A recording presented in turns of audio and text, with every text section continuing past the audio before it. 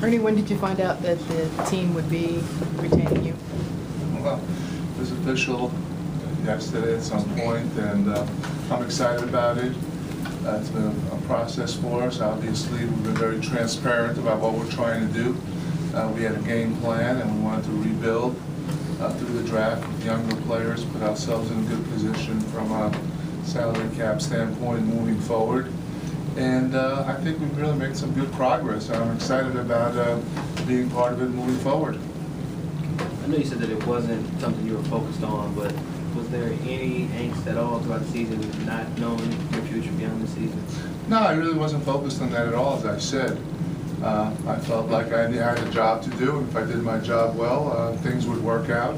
And as I said, we had a game plan. Ted and I talked all the time about where we are and what we're trying to accomplish, and things worked out. Ernie, was this decision to extend you pretty much the circumstance of you really following what Ted wanted this organization to do in terms of this rebuild? Well, I don't know. I have a history in this league, and I've been doing this job for a job like this for 22 years. And you know, I think we did some good things. I thought we had a game plan. Obviously, it was part of it. You know, when Ted took over the team, he had a plan, and we went out and we executed it together. And the plan is not complete yet. We still have a lot of work ahead of us and a lot of work to do.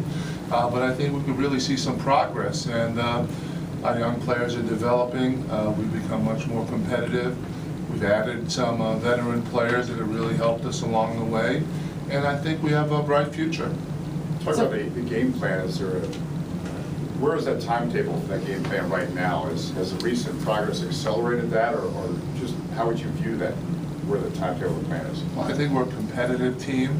Obviously, we still have, like I said, we have a lot of work to do. This is year 2 of a 3-year rebuild. So we're moving to a direction where we want to be more competitive next year. We want to compete harder on a nightly basis. Our young guys need to continue to develop. We're going to have another high pick who we also have to get into the mix. So it remains to be seen exactly where we are in that rebuild. But I think in the last month or so, you've seen a lot of progress from our young players, a lot of growth.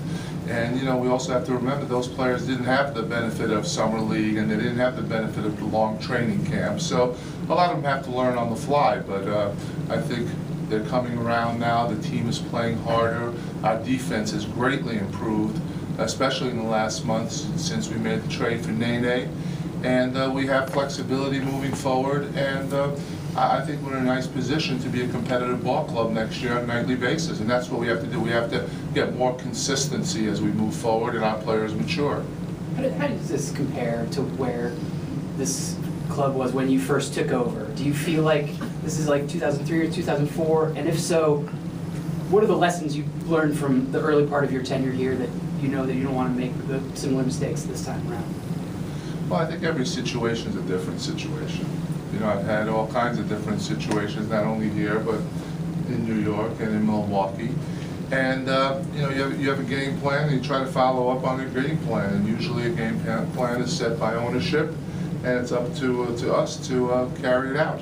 But are there things that you didn't achieve in the first 9 years now that you need to do? Right.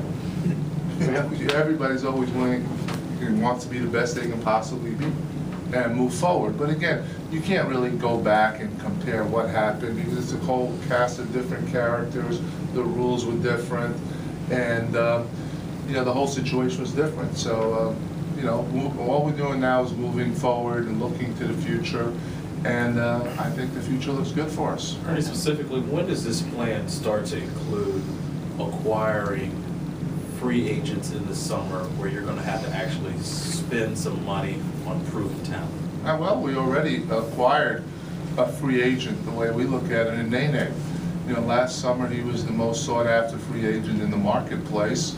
And we were able to get him via trade instead of having to play the free agent game and going out there and not knowing for sure if you were going to be able to get a player of his caliber.